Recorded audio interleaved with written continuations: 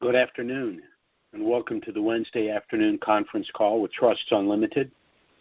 This is Jim George speaking. I'm the non-attorney spokesman and facilitator for Trusts Unlimited. I'd like to thank all of you for taking the time to listen to this call, particularly those of you calling in for the first time and those that will be listening to the replay over the next 24 to 48 hours. We like to move quickly through these calls. We know you're busy people. You have other things to do. As with last week, events being what they are, this is going to be a very short call this afternoon. There's a lot going on, and I don't know why this keeps happening to me, but whenever there seems to be very critical hearings on the Senate floor or in the House, they start at noon on Wednesday, which is the time of our call. Every couple of months, I'm fortunate enough to get into a call some of the larger agencies in Europe, and they always seem to be at noon on Wednesday. Well, I'm from in D.C. Many of them work in government, and they have scheduled a call which is starting, you guessed it, noon Wednesday right now. So I'm going to get into that call.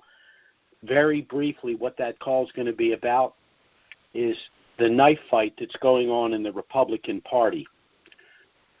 I don't know exactly what's going on, but my conclusion is this, that the information that President Trump is threatening to declassify will not only destroy a number of Democrats, but a number of Republicans as well. And so the Republican Party is split on whether or not they're actually talking about impeaching Donald Trump. So it's just a very complicated situation, but be that as it may, I want to go ahead and get into the information I have with regard to the reinstitution and revaluation of the Iraqi dinar. First, of course, by way of disclaimer, Trusts Unlimited is not the purveyor of the dinar and these other currencies. We're not advocating the sale or purchase of these currencies, but as rather substantial currency holders, we're sharing with you the information that we think is relevant. The most relevant piece of information, of course, would be the window for the reinstitution of the dinar. We still have a window for the first quarter of this year with the possibility, although that window is closing, with the possibility of January. Now, the reason January is possible is because Parliament has completed their second reading of the 2021 budget, which means it's going to be voted into law. Certainly within 10 to 15 days, they're going to need to reinstitute the currency if they're going to use the numbers that are included in the budget. Now, if that does not occur, that can create some complications.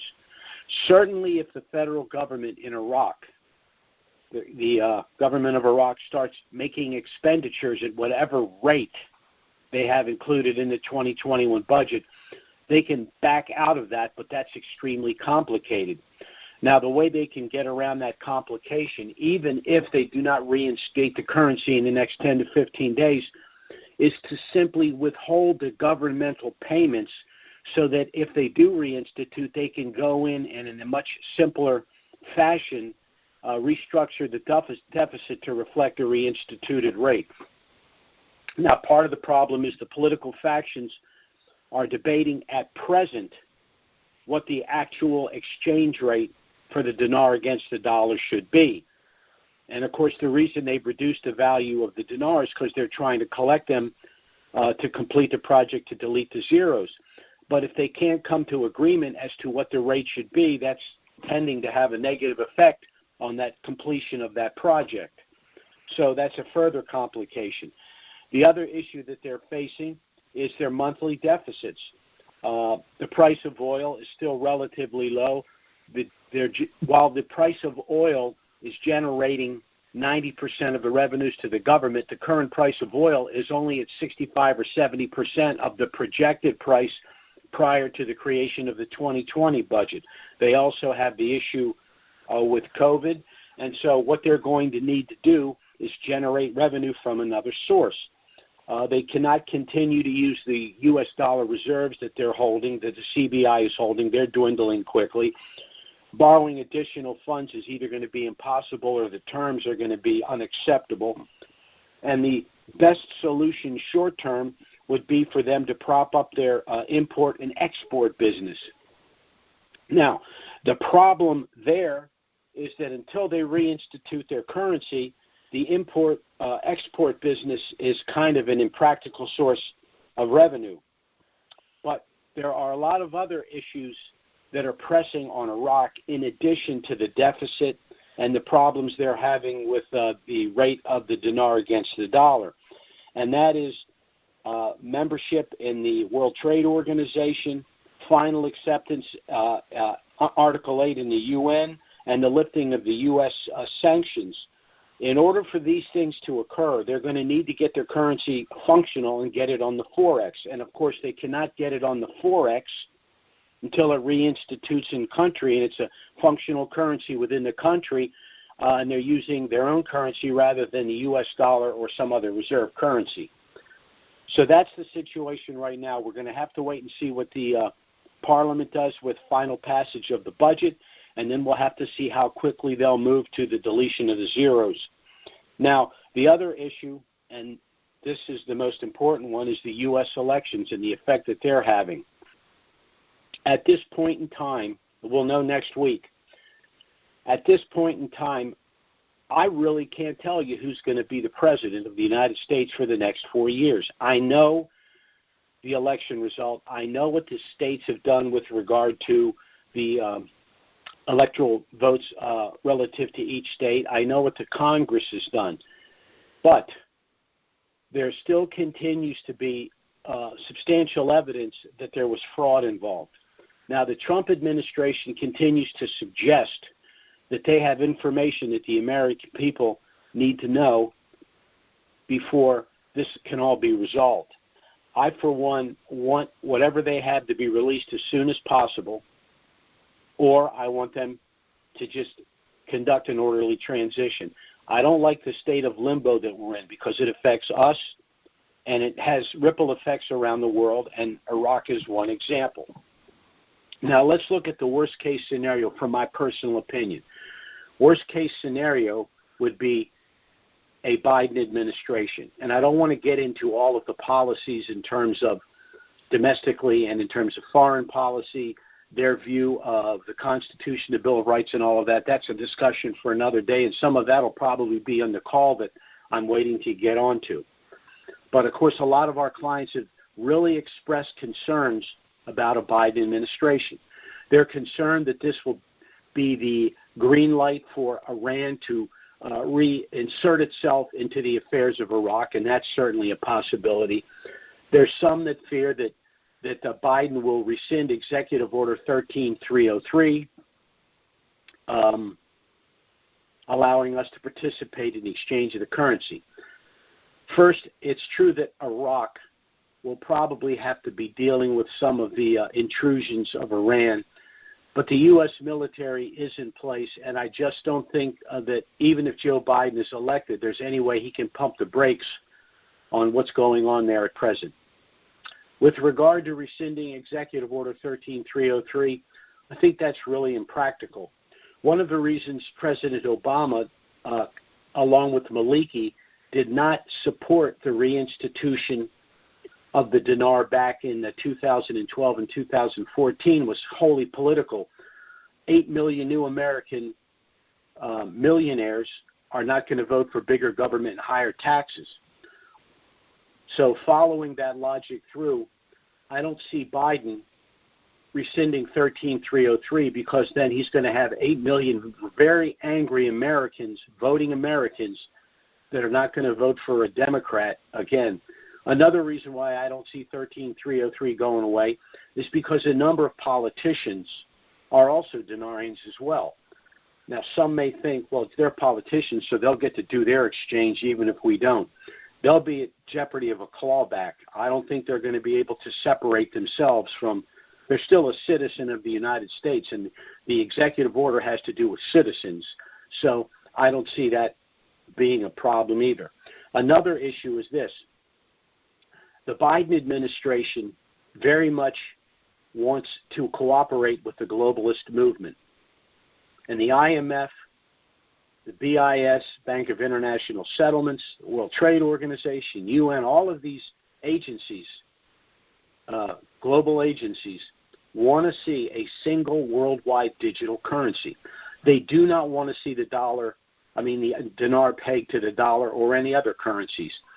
So the IMF wants to see the dinar reinstituted because they want it brought to the Forex, because they want it removed from a U.S. dollar peg and pegged to the basket of currencies with the IMF. So for all of these reasons, I don't think that a Biden administration is going to stop the reinstitution and revaluation of the dinar. The problem, on the other hand, is all the damage that's going to be done to us domestically in terms of the economy, in terms of the tax structure. For example, let's say the revaluation of the dinar were to go through, and then all of a sudden someone that's got a net worth of $800,000 has now got a net worth of $15 million. Well, now that estate's subject to the federal estate tax, and if I don't miss my guess, one of the things the Democrats are going to do is reduce the exemption to the federal estate tax.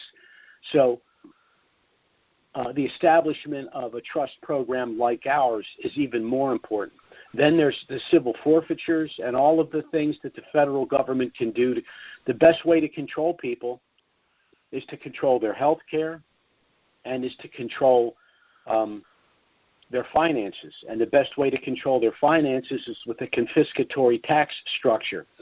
And the only way to get around that is to utilize things like trusts to protect your assets, to protect your privacy, to help avoid civil litigation, and if properly structured, to avoid probate, the federal estate tax, and in some cases, taxes on interest and dividends earned. So the next week is going to be extremely critical.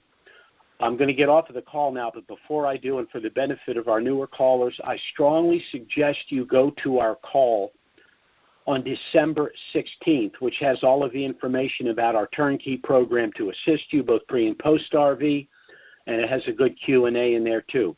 You can go to YouTube and then go to Trusts Unlimited, or you can go to IQD calls and go to Trusts Unlimited and pull up the call from December 16th. We still have a lot of trust applications coming in, so we will be working with those. I've received a number of calls yesterday and today. Obviously, I couldn't return any of those calls today. I had a previous conference call before this one, and I was on some calls with some folks in D.C. yesterday. I'm going to be back on the phone, on this phone call as soon as I get off here. But again, I'd like to thank all of you for listening to this call. I think we will, at the end, be able to go to the banks and exchange our currency, irrespective of what administration is running the country for the next 4 years. Everyone that's listened to the calls in the past knows that even if Donald Trump were to be reelected, they understand the reasons for establishing this trust. But whether you're a Dinarian or not, if there is a Biden administration, you're going to want to set up a trust for a number of reasons, which we will begin to get into next week if we have some finality on exactly what's going to happen. Of course, it always happens on a Wednesday. January 20th, which is inauguration, is, again, a Wednesday at noon. So there may not be a call next week. If you call in and there's nobody at home, that's because there will not be a call for next week. I will certainly try to get on if I can, but this is the situation as it exists. Looks like the next week is going to be extremely painful for at least half of the country, but we'll just have to take it day by day. That's all we can do. We're living in very historic times. I've never seen anything like this in my life.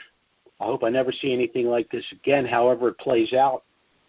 But once again, we'll just have to wait and see. We will be back next Wednesday, if possible. But again, if you get into the call and there's nobody at home, obviously there was no call.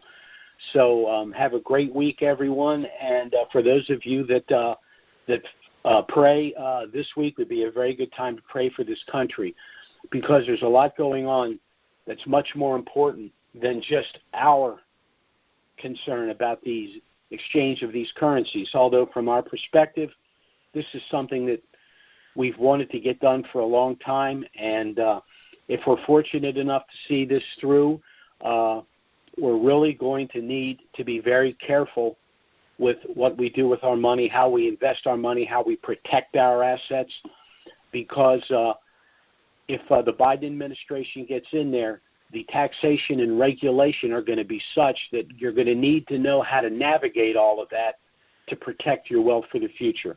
So thanks again for listening to the call. We may or we may not be back next week, but we'll do our best. Bye-bye, everyone.